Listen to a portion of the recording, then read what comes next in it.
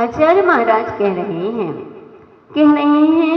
सम्मजुदम, यानी जो सम्यक दर्शन के साथ किए गए, क्या दानम यानी दान, पूया यानी पूजा, शीलम यानी शील, बहुविहंपी उपवासम और बहुत प्रकार के उपवासम यानी उपवास, खबड़म्पी और कर्म क्षय में निमित्त भूत ऐसे व्रत आदि मोक्ष सुहम, मोक्ष सुख में कारण है। समविड़ा, और कहते हैं यदि समविड़ा यानी सम्यक दर्शन के बिना सम्यक दर्शन से रहित है तो ये दान पूजन जो कहते हैं, जो भी तुमने उपवास आदि कर रहे हो, मोक्ष सुखम नहीं, दान बिना जो उपवास आदि कर रहे हो, ये दीर्घ संसार, यह दीर्घ संसारी है। अगर कैसे सम्यक दर्शन से सहित, अगर तुम सम्यक दर्शन से रहित होकर के अगर आप भगवान की कितनी भी पूजन करो तो वह क्या है, दीर्घ संसार, कि दीर्घ संसार बढ़ेगा। इसलिए भक्तात्माओं अपने जीवन में धर्म करते हो, दान करते हो। अब प्रश्न आता है कि अगर आप दान कर रहे हैं तो दान कैसा करना, दिखाने के लिए दान मत करना। दान देना तो छिपा करके दान देना, कभी दान को छपा करके नहीं देना। जो दान छपा करके दिया जाता है उससे पुण्य वर्गणाएं कम हो जाती हैं, और जो दान छिपा करके दिया जाता है वह उसकी पुण्य वर्गणाएं बढ़ जाती। लेकिन आज के समय में कि मेरा नाम होगा, जहां पर लोग लाखों करोड़ों जहां भीड़ लगी होती है वहां जाकर के दान देंगे, कि वहां दान देंगे क्योंकि मेरा नाम होगा, मेरे नाम मुझे पुकारा जाएगा, मीडिया में मेरा नाम चलेगा, मेरा है तो अखबारों में मेरा नाम आएगा, टीवियों में मेरा नाम आएगा। करोड़ों अरबों खरबों का दान दे रहे हैं, लेकिन ध्यान रखना है जीव।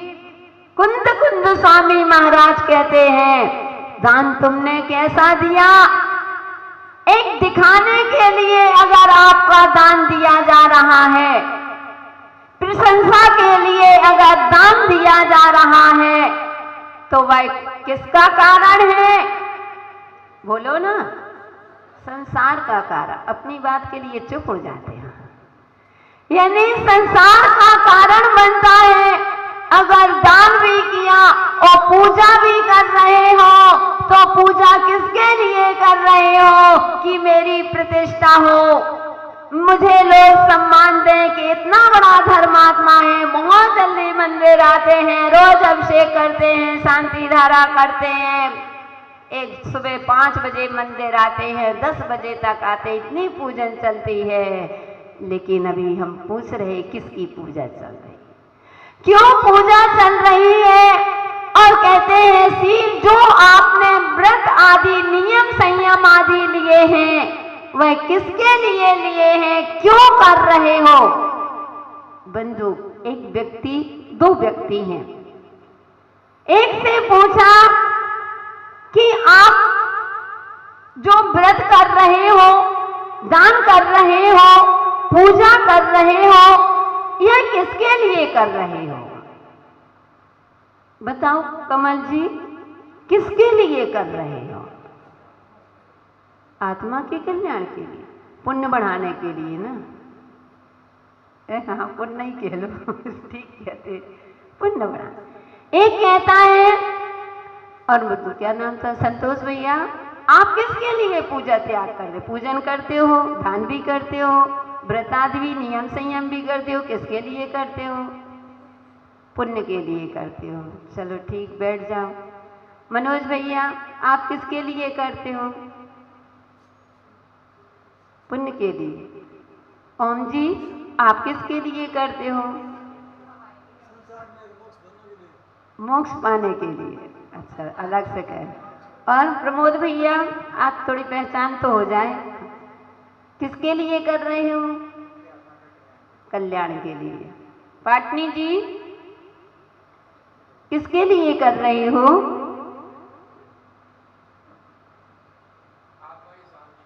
आत्मा की शांति के लिए। सच्ची?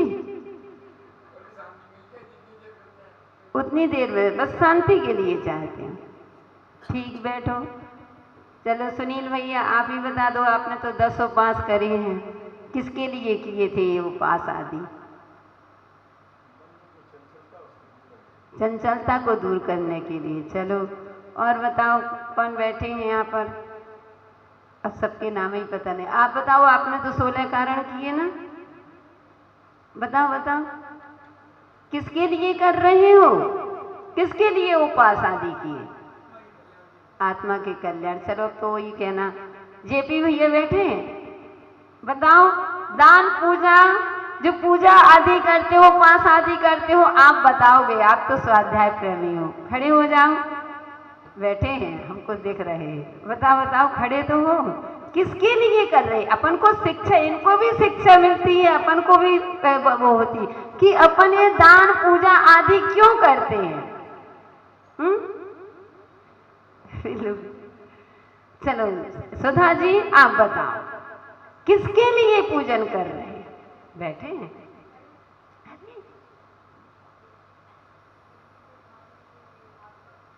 ठीक, बहुत सुंदर। यानी कर्मों के क्षय की। अगर आप बैठ जाएंगे, बहुत सुंदर। कहते हैं अगर हमने दान पूजा पुण्य के लिए कर रहे हैं कि मेरी पुण्य की प्राप्ति हो और मुझे स्वर्ग आदि मिल जाए, तो वो सम्यक दृष्टि हो ही नहीं सकता है।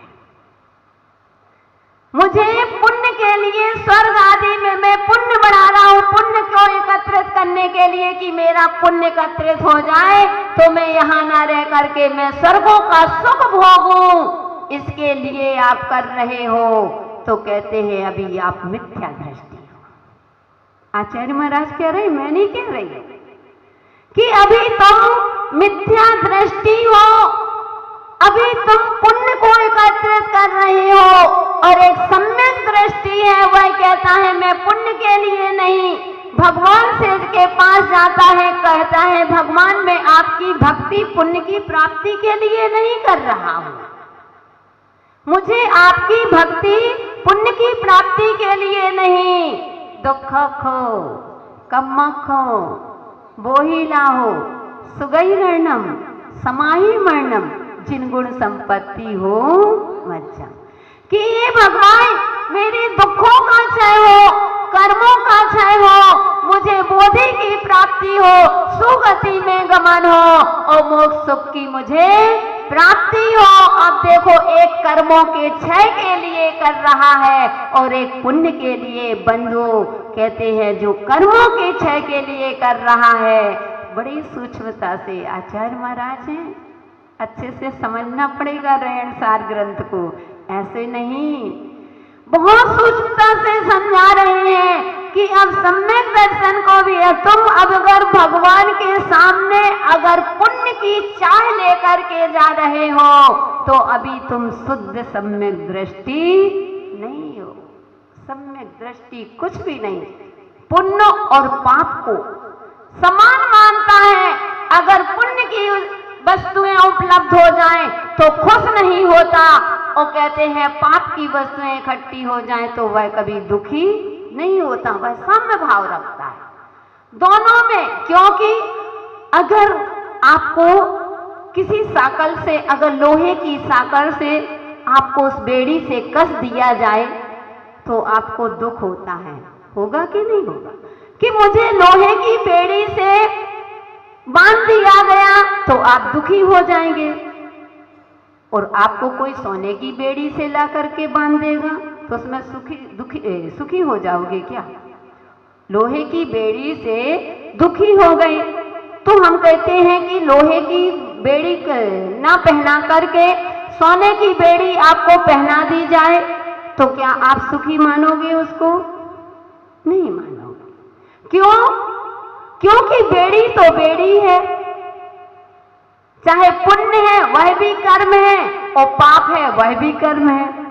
हम तो इन कर्मों से मुक्त होने के लिए भगवान की आराधना करें। इसलिए ध्यान रखना, कभी भी मांगना भगवान के पास मांगना नहीं, अपन को बिल्कुल शुद्ध सम्यक दृष्टि बनना है, सच्चे सम्यक दृष्टि बनना है।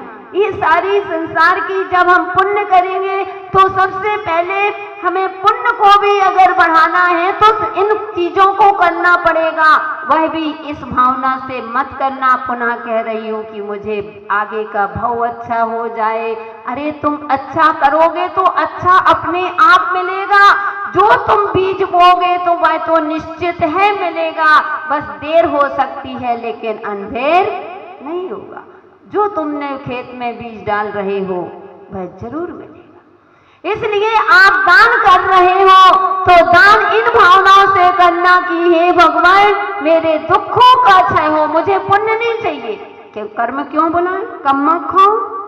हम कर्म को खपाने के लिए ही तो पुण्य कर रहे हैं, ये दान कर रहे हैं, पूजा कर रहे हैं, वो पुण्य को बढ़ाने के लिए करें तो हम और कर्मों को बुला रहे हैं।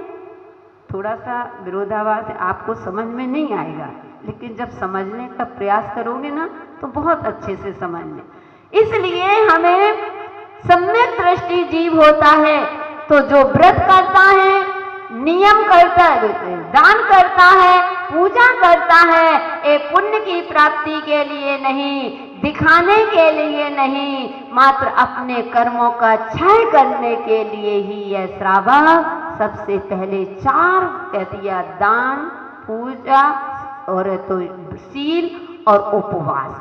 कहते हैं धवला जी में भी धवला जी में भी आचार्य महाराज ने कहा है श्रावक के ये 4 ही सबसे पहले कहे हैं, अगर इनसे मुक्त होना है तो 4 चीजों को धारण करना पड़ेगा। कौन कौन सी 4 वस्तु? दान, पूजा, शील और उपवास। उपवास आदि भी करो, शक्ति नहीं है माता जी, व्रत कर मतलब व्रत आदि कोई ना कोई अपने जीवन में एक ना एक व्रत तो होना चाहिए। अपना एक क्षण भी ऐसा ना हो एक व्रत खत्म हुआ तुरंत दूसरा व्रत ले लो।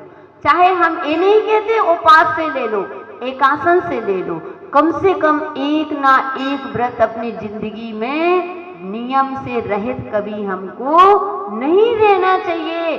उपास आदि की जितनी शक्ति है, हमारा आगम भी कहता है जितनी आपकी शक्ति तक जितनी शक्ति है उतना त्याग करो, लेकिन ऐसा भी नहीं कि अपनी शक्ति को छिपा लो। अब इतना भी नहीं कि चलो भाई तुमसे उपास नहीं हो सकते हैं, मानते हैं, लेकिन कम से कम एकासन तो हो सकता है। एकासन नहीं कर सकते हो तो दिन कम से कम इतना ले लो कि सप्ताह में अष्टमी चतुर्दशी मात्र 2 टाइम ही खाएंगे, ना पानी पिएंगे बीच में ना कुछ करेंगे, इतना ही नियम ले लो, सब चल जाता। 2 टाइम में नहीं, साधु संत को कितनी तपस्या करते हैं, कितना त्याग करते हैं, उनको देख करके अगर अपन देखते हैं, बड़ों को देखते हैं, अपन को बहुत शिक्षा। लोग कहते हैं माता जी कैसे कर लेते हो, हम लोग भी नहीं कर पाते थे, हमने कभी 2 उपास नहीं किए होंगे, और जाकर के हम दोनों माता जी ने 32 उपास एक साथ कर लिए थे जब दीमापुर में थे।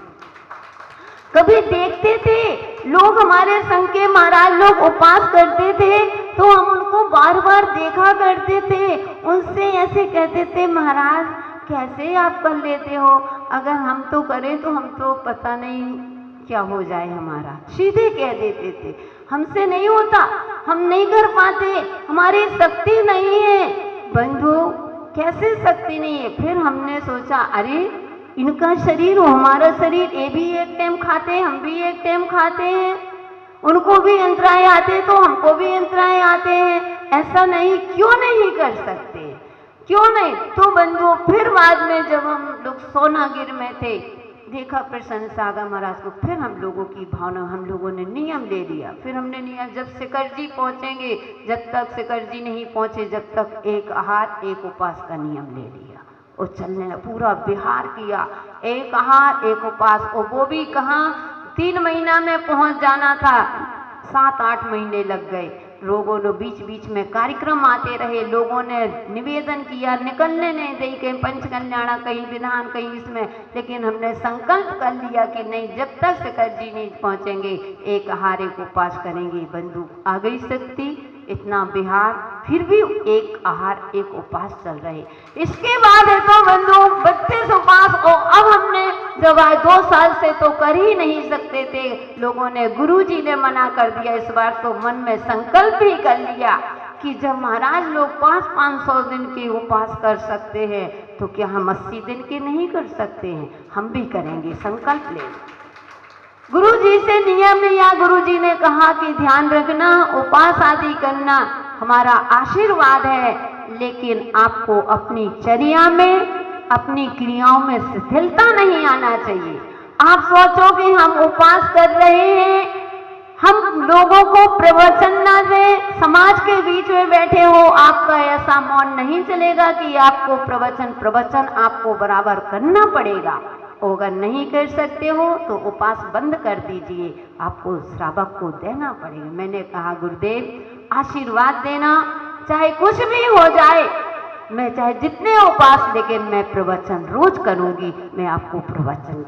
तो बंधु इस शक्ति, संकल्प शक्ति, प्रमाद जहां छूट जाता है, प्रमाद के छूटने से ही शक्ति आती है। अगर जो व्यक्ति प्रमाद में चला गया वह कभी भी व्रत, उपवास, नियम, संयम, अपना जो हमारा व्रत लिए हैं उनका भी पालन नहीं कर सकते हैं। इसलिए सबसे पहले कसायों को बंद करो और प्रमाद को छोड़ो, और ये दान पूजा आदि करोगे तो तुम्हें मोक्ष सुख की प्राप्ति अवश्य होगी। समय आज अपना पूरा होगा, बहुत समय हो गए, यहीं अपनी बात को समाप्त करते हैं।